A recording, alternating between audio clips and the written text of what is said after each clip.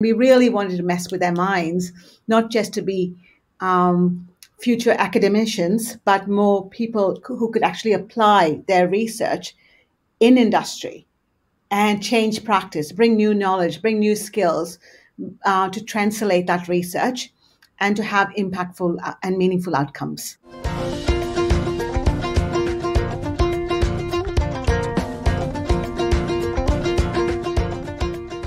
Hello and welcome to Food Waste Matters. I'm your host, Dr. Joanne Freeman from Honey and Fox. And with us today, I have Professor Olav Muurlink. Olav, I hope I pronounced that right, from Central Queensland University. And also I have with me Associate Professor Tangerine Holt from the University of Melbourne. And Tangerine and Olav are the End Food Waste project managers for the Future Leaders Project. So Tange, I might start with you. Can you tell me how the Future Leaders Program came about? Well, thank you so much, Joanne, for this opportunity. It's really exciting to be here. So the Future Leaders Program was set up in partnership with KPMG as an industry partner. And I was the Director of Higher Education at KPMG at the time. And we brought KPMG on the journey with us with End Food Waste CRC. So that was a starting point. And the reason for that was that we wanted to really bring industry skills and knowledge and practice to be applied in research translation for our future students who are going to be masters and doctoral students. And we really wanted to mess with their minds, not just to be future academicians, but more people who could actually apply their research in industry and change practice, bring new knowledge, bring new skills to translate that research and to have impactful and meaningful outcomes. And so just on that note about PMG, what's their involvement? What's the process with the students, that interaction? So KPMG is a professional services firm, which is one of the largest ones in Australia and very highly regarded and reputable firm. Their input is to bring the knowledge and skills from industry-based practitioners. So what we do through that program, we bring industry subject matter experts on various topics. So entrepreneurship, innovation, commercialization, leadership. And we've also set up a industry mentorship program where we have KPMG key directors who are serving as mentors to our students. So each of our students, for example, had to do an individualized development plan for themselves, where their gaps are, what they want to be when they grow up, and how we can actually bring industry expertise to help them grow and evolve. We want them to build their communication skills, resilience, effectively negotiate, manage risk, all these things that you're really not taught at university through a doctoral program because you're so focused on meeting your research objectives. And so we wanted to bring KPMG and their industry-based practice and knowledge and skills to help mentor the students, but to complement and build our students' knowledge and also personally and professionally to grow into future leaders of fighting food waste and ending food waste. So it's not just about publications and research publications. And on that matter, I could also say we wanted to teach them also how to write and translate their knowledge to communicate, not just writing journal articles for publications, but to write industry reports that can actually be used by industry-based organizations, community-based organizations, by government to impact policy, to impact practice, and to change the world for the better. Thanks, Tange. And Olav, putting on your academic hat, because there's quite a lot of universities involved in this program, how does it all work, or how does it all come together? It's, you say putting on my academic hat, it's an interesting comment to make because that's the hard thing to take off, So in my world, as an academic, the widgets that we produce are publications, peer-reviewed publications, and they're remarkably unread by the general population that we're supposed to be impacting on. That is one of the challenges, as Tange touched on. We kind of need to help the students take themselves out of the university environment. So we've got universities like UQ, RMIT, CQU, University of Adelaide, 8 different institutions involved in multiple time zones, multiple states, multiple discipline areas. But they all share the one problem, is that they're embedded within a university, they're supervised by academics, as well as industry partners. But because they work in these kind of university environments, such as I'm sitting in now, it's very hard for them to pull themselves out of that into the real world, so to speak. And that's kind of the role, as Tan shared, of this program, is to help nudge them away from the academic way of thinking and way of expressing themselves. It's tricky, actually, because the students are students still, and they are students of the universities. So they are both meant to have one foot inside the university and keep to that standard of rigour that we expect within universities, and then one foot out in industry, which is a totally different world, such a different world. So like most programs, the Future Leaders program is governed by funding through the End Food Waste Australia. What happens once the funding is finished? Where are you hoping to take the Futures Leaders program post End Food Waste Australia? I think that each individual student is on their own pathway. Some of them are quite young, and some of them are very adept at the academic game. They're surprisingly good students because they're picked for very rich scholarships, very well supported scholarships, not just supported by Tangerine and myself, but academic supervisors, industry supervisors, and a beautiful framework all around them that's incredibly supportive and well resourced. Some of them will become academics despite our best efforts. I'm sure of that. We also have a lot of mature age students, quite a different kind of cohort, who come from industry and will return to industry. And they'll slip into more leadership roles in industry as a result of being involved with the End Food Waste CRC, being involved with the Future Leaders program. I hope we have a small part to play in all of that. I trust we do. But they'll go into industry and hopefully make a very significant mark and be sustained by industry rather than depending on scholarships and the whims of universities. So Tange, can I ask you, how many students do you currently have enrolled, and how many completions so far? So every year we have a rolling enrollment, and as you know, the program's been going for the last 4 years. So people are graduating. But what I can say is that the 4 students who have graduated, you ask where they're going. And I think we've messed with their minds enough. They are the best and the brightest that the CRC has dealing with ending food waste. Some of them have gone into consultancy work. Others have gone into being a researcher. Others have been thinking about, I want to do a postdoc, right? And that's the wonderful nature of what we are doing in the Future Leaders program, opening the doors, creating opportunities for them. And I think we have about 30 students on average of master's and PhD. But like I said, it's an open enrollment and people are coming and going and they're successful. And one of the key things I like to reiterate around, usually have a high attrition rate.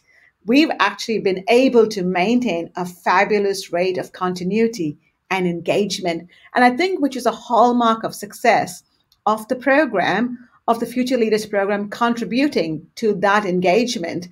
Because we, Olav and I, as the co-project leaders here for the Future Leaders program, we are supporting our students on their continued professional and personal journey. And we are there to back them up and support them in addition to their academic research supervisors.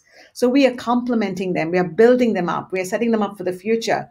And through KPMG, they're building a lot of networks and the confidence. And our hope is that when they go through as alumni, they become the beacons of the future. They go and tap other people on the shoulder and they carry that forward.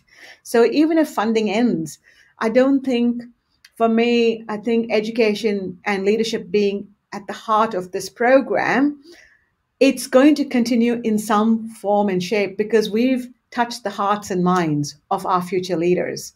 And that is so important in leadership, to become more adaptive in their thinking, more agile, more flexible, regardless of where they go. They know that they have a family, a community of practice of folks from university and industry and through KPMG, all the networks, the mentorships, that's building them up. So I feel so confident and proud of where we landed when this was just a concept at the beginning, but to see it coming to fruition and realization, it's an amazing outcome.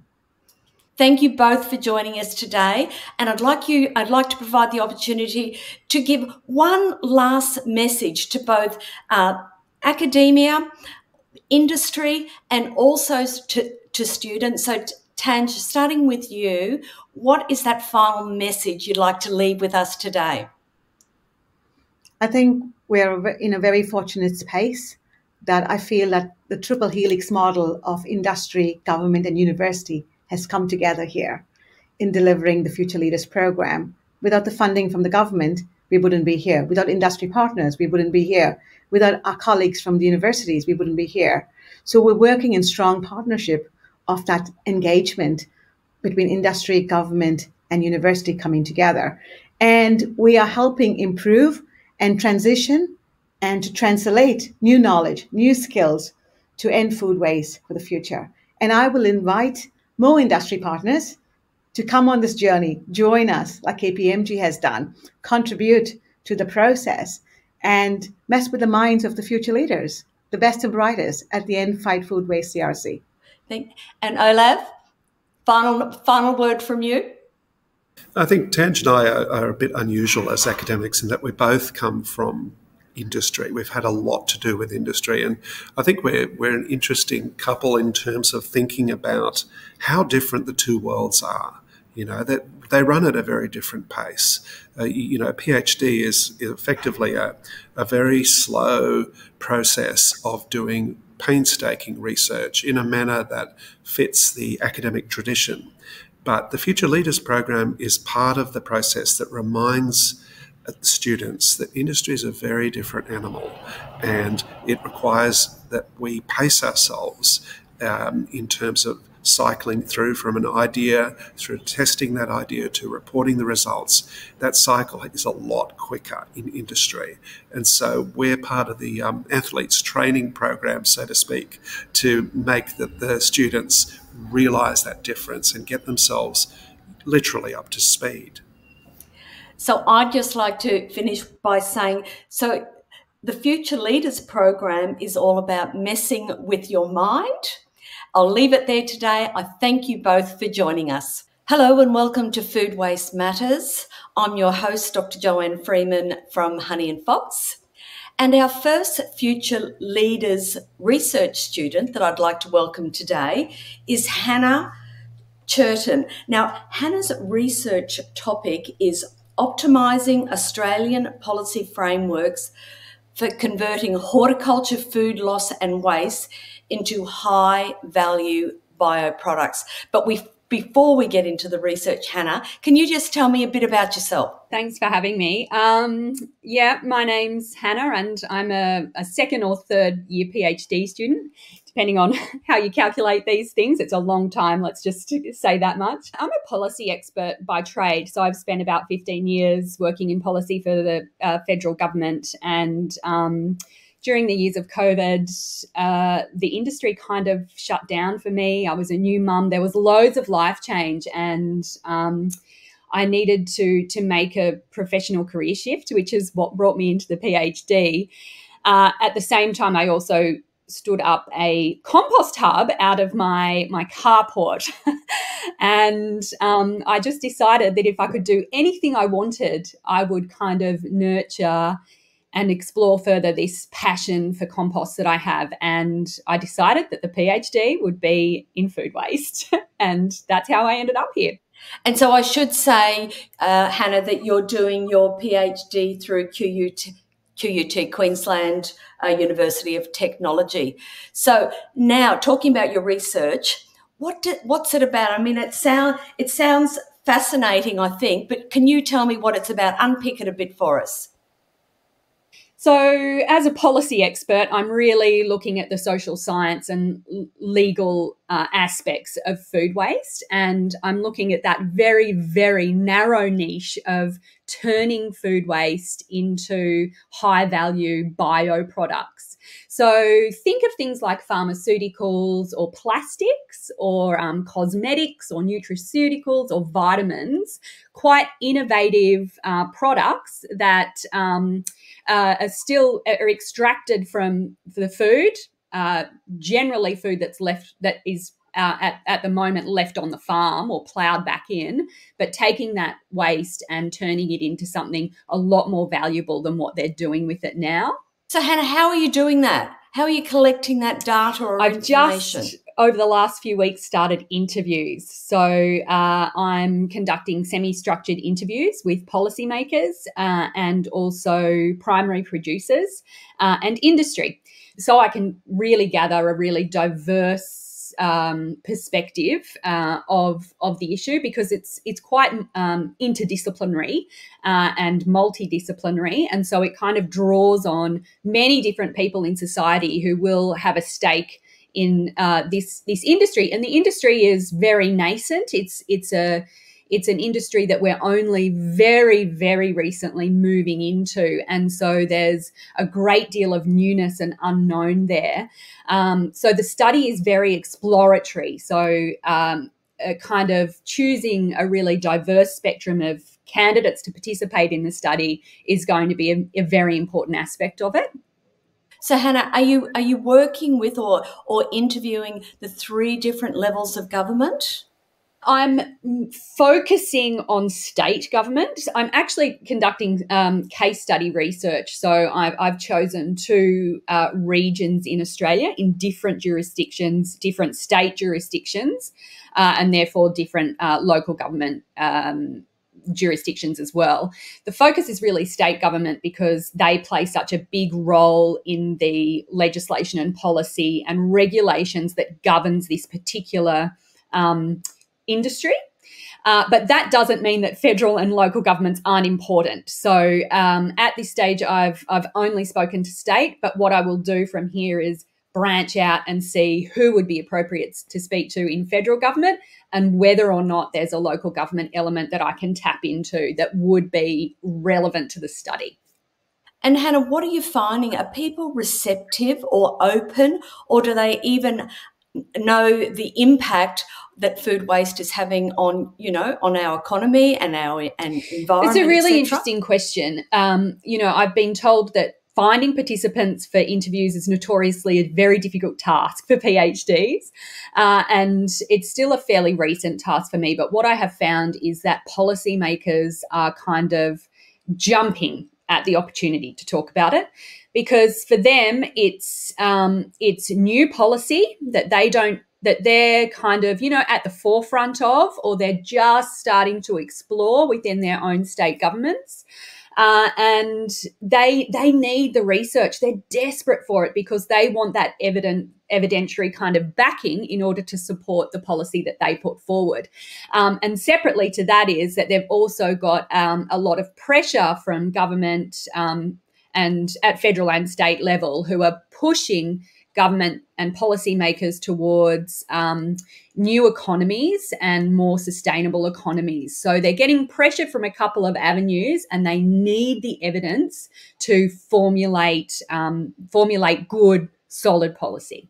So there's that.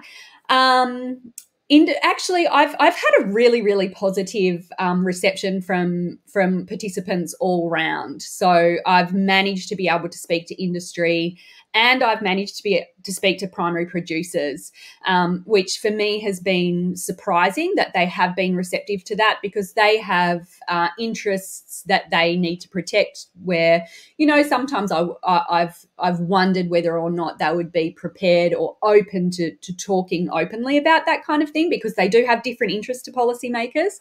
But at this stage, I feel like I've been quite successful, and that people are open to discussing it because they know that it's something that needs to happen, and that we need new industry and we need new economy, and it's inevitable. for our future. So, Hannah, what are you hoping to achieve with your piece of research once you've finished it?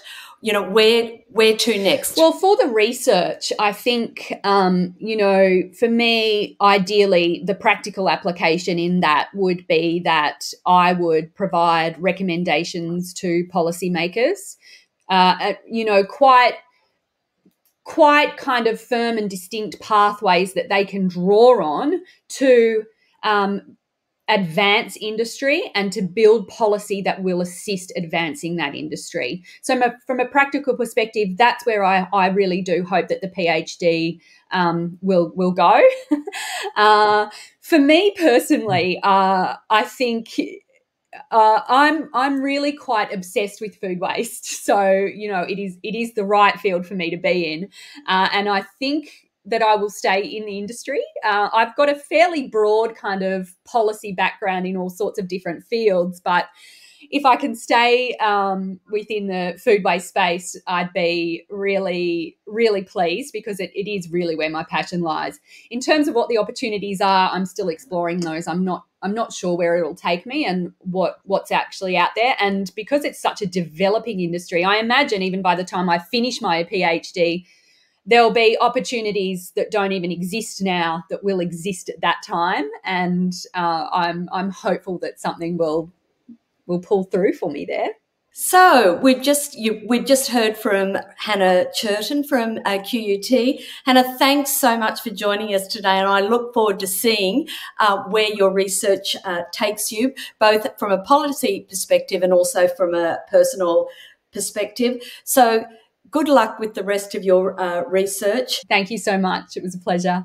And I would now like to introduce our second Future Leaders research student, Stephanie Bayancela from University of Adelaide. Now, Stephanie's research is all about the transition towards circular economy in Australia's agri-food supply chains. And I'm really interested to see how you're going, Stephanie, because I'm working in this area of research myself.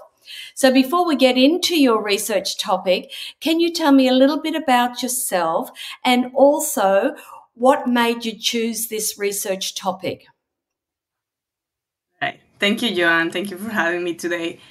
So I'm an environmental engineer and I have a master's in sustainable development. And so I've always been involved in sustainability. I've worked for different NGOs like WWF, United Nations, Fair Trade. So I've been a little bit like involved into like food systems, and I was at the UN when the first food waste index was released. Now it's like we have the updated version of that. So I guess it was just like a perfect full circle when I got involved with Fight Food Waste, which is now End Food Waste, and that brought me to Australia to do my PhD, and here I am. So tell me about your PhD. Tell me about this research and some of the challenges you've had to date. Yeah. So since we are working on like finding out what is that comes in like the limitations in the implementations of circular economy in agri-food systems, my first job was to find what is the gap, what is it that we don't know. Like we already know all the technological innovations that need to be set in place. We already know what are the options that we have, like to work with surplus food and to actually enact reduction of food waste and food loss and waste. But we didn't know, or there isn't much information on how collaboration works, how all these stakeholders along supply chains can cooperate for actually like this food waste reduction to happen. So there is where I'm coming in, like really trying to like find out what makes collaboration successful, what makes it last in time also, and what is specific to the Australian context, more specific to the South Australian context, which is my my case study. So that's what I'm going to be doing in the following years. So, Stephanie, tell me about your process and where you're doing your research. How are you collecting this data? So initially, at this moment, I'm just doing a systematic literature review, which means just reading hundreds and hundreds of papers, trying to extract the information of what are these factors and these conditions and case studies around the world that are making collaboration successful. So this is my first stage. And then with this information, I want to move into my case study, which is going out and talking to stakeholders around South Australia, trying to find the existing partnerships or the missing partnerships in collaboration for the implementation of circular economy, trying to identify also what are the best areas for intervention, which I hope eventually at the end of my PhD will allow me to create kind of a proposal of a collaborative strategy, like adapted to what Australia needs, in this case to South Australia, but also we plan to make it flexible enough so it can be adapted to other contexts and other states around Australia. And yeah, hopefully we get there. That's the plan for now. So interesting that you talk about collaboration, because I've just finished a research project myself in South Australia in partnership with Churton University and Regional Development Australia in the Murray Lands Riverland. And one of our major findings was that businesses needed a reason to believe before they would even think about bringing circular economy systems into their business. And the other biggest finding was it's all about collaborations. They need to be working together to achieve this outcome. So interesting that your research is similar in some instances, but we really focused on those small food businesses in regional locations. So it'd be great to share our research along the way. Great. I'm probably gonna use it anyway to build up my literature review for sure. So Stephanie, how far along are you in your research, in your PhD? I'm 6 months in. So I just submitted my research proposal a couple of weeks ago. Exciting. And when do you start your data collection? I hope to start maybe the second half of this year or maybe next year. Because we are at this moment, we are really trying to push this systematic literature review, which is to collect all this information first. We really want to be able to gather all that is there so we're not missing it, and then we can start to get out in the field work. And that brings us to the end of our chat with Stephanie. And thanks so much for taking the time today to chat with us. And I wish you all the very best with your research journey. Thank you so much. Thank you for having me. As we close this episode of Food Waste Matters podcast, I want to thank both Hannah and Stephanie for sharing their research with us today. It's great to see their dedication and the creativity being applied to tackle food waste here in Australia. Now, if you'd like to find out more about the Futures Leaders program, head over to www.endfoodwaste.com.au, where you'll find information about the project managers, the research students, and the research projects. And to our listeners, thank you so much for tuning in. Your interest and support makes this conversation possible and helps spread the awareness about reducing food waste.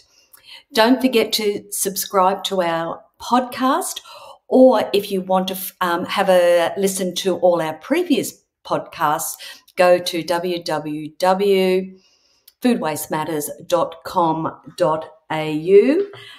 And until next time, bye for now.